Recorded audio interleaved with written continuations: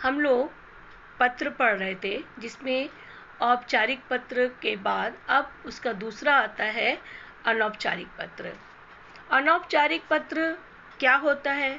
ये पत्र उन लोगों को लिखा जाता है जिनसे हमारा आत्मीय संबंध होता है, व्यक्तिगत संबंध होता है, या उनसे संबंध बनने वाला होता है, उनको हम लोग ये अनौपचारिक पत्र लिखते हैं।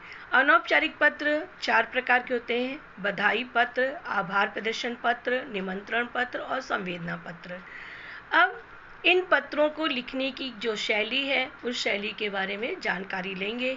पहले प्रेषक का पता और दिनांक। सबसे पहले बाईं तरफ कोने में पत्र भेजने वाले का नाम और उसका पूरा पता लिखा जाता है, उसके नीचे दिनांक लिखी जाती है।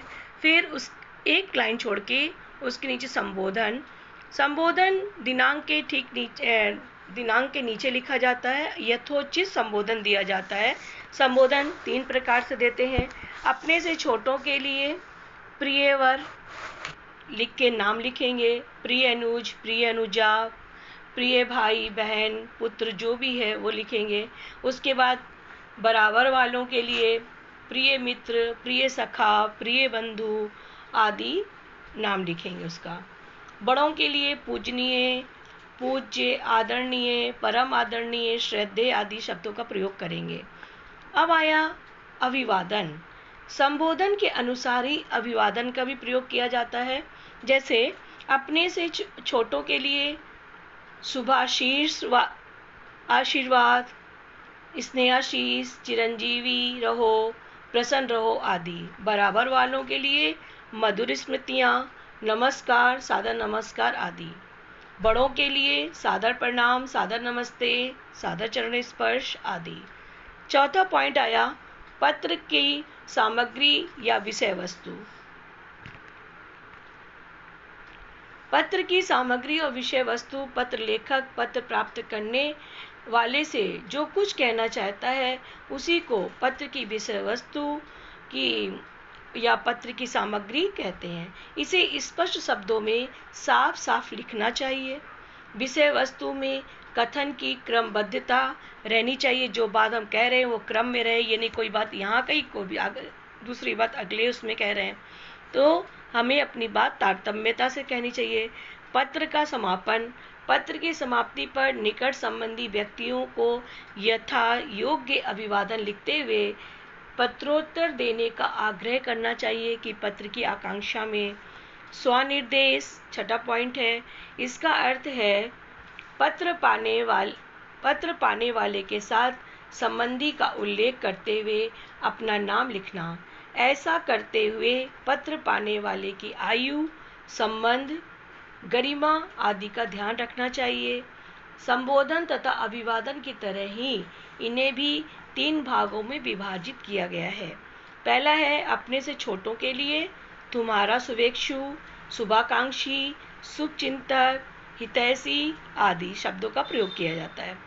बराबर वालों के लिए आपका या तुम्हारा मित्र, अभिन्न हृदय, स्नेहाकांक्षी, अभिन्न मित्र आदि शब्दों का प्रयोग किया जाता है। बड़ों के लिए आपका प्रिय, आपका आज्ञाकारी, कृपाकांक्षी, विनीत, स्नेह पात्र, पुत्र या पुत्री आदि।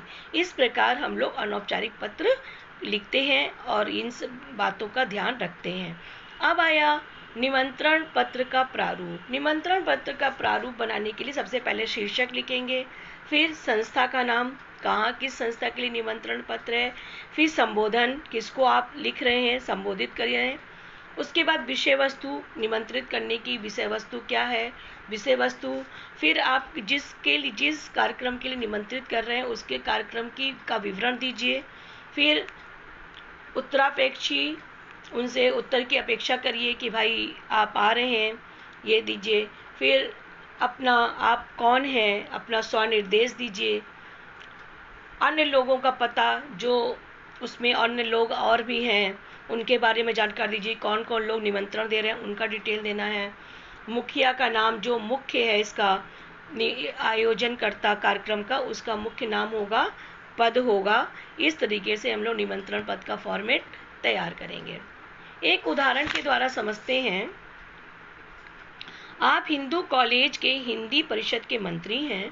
परिषद ने तुलसी जयंती मनाने का निर्णय किया है।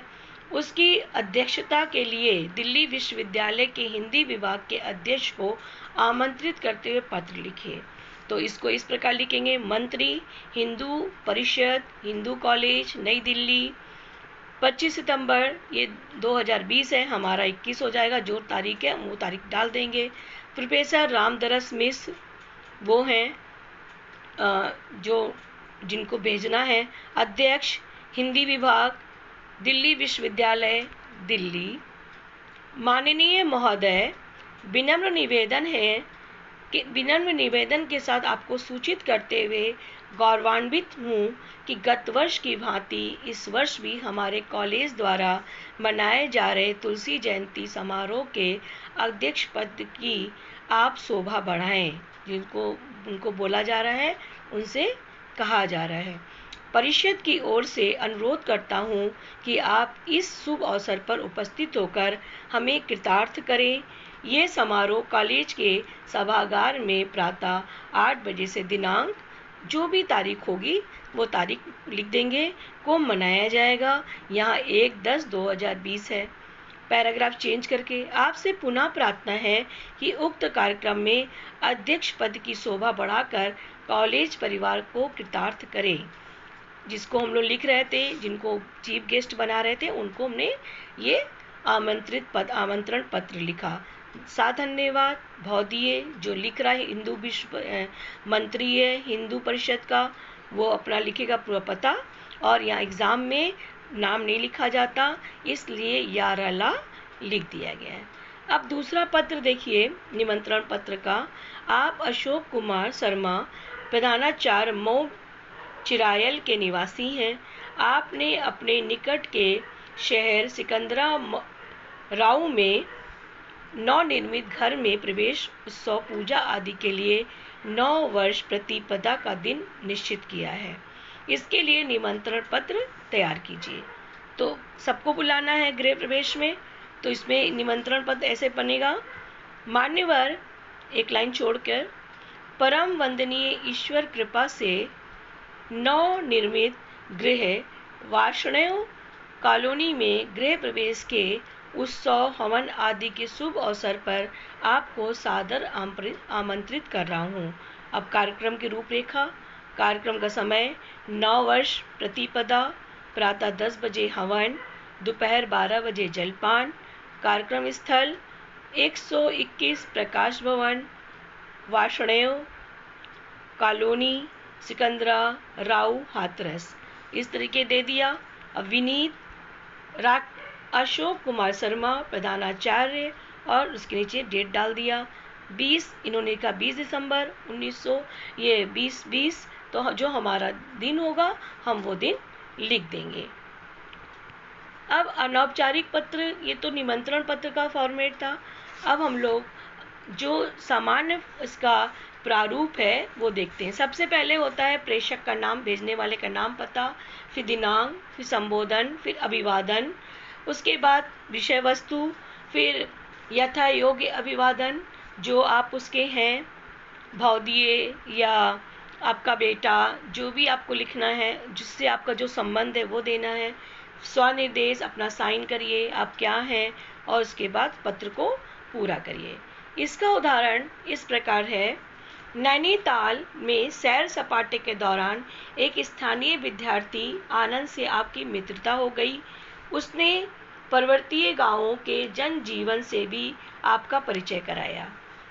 अपने घर लौट आने पर उस मित्र को आभार व्यक्त करते हुए पत्र लिखें।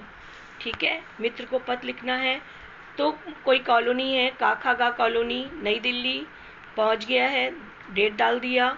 उसके एक लाइन छोड़ने के बाद प्रिय आनंद, मधुर स्मृतियाँ, क्योंकि उसको पुरानी बातें याद आ रही हैं। मधुर स्मृतियाँ, एक लाइन छोड़ा, मैं यहाँ सानंद रहते हुए आशा करता हूँ कि तुम भी ईश्वर कृत कृपा से सानंद होगे। मुझे तुम्हारे साथ नैनीताल में बिताए गए वे क्षण पुनः पुनः याद आते हैं। जब भी मैं अपने परिवार में या अपने साथियों से नैनीताल की यात्रा के बारे में बातें करता हूँ तो तुम्हारी याद आए बिना नहीं रहती। Paragraph change. मैं तुम्हारा किन शब्दों में आभार प्रकट करूं? आभार के लिए शब्द भी कम पड़ते हैं। तुमने मेरे साथ रहकर जिस आत्मीयता से वहाँ की अपनी संस्कृति और जनजीवन का परिचय कराया, उसके प्रति विशेष आभार प्रकट करता हूँ। प्रायः सैर सपाटे के लिए गए व्यक्तियों का उद्देश्य मौज मस्ती तक सीमित रहता है, किंतु तुम्हारा सानिध्य पाकर वहाँ के जनजीवन की दिनचर्या और व्यथाओं से भी परिचित हुआ। एक लाइन छोड़ के नेक्स्ट पैराग्राफ में, स्नेही आनंद, जब कभी दिल्ली आओ तो मुझे अवश्य याद करना। दिल्ली के प्रमुख स्थलों का हम साथ साथ भ्रमण करेंगे। अच्छा, पुनः नमस्ते। पत्र की प्रतीक्षा में तुम्हारा अभिन्न हृदय, चाचा जा। इस प्रकार से पत्र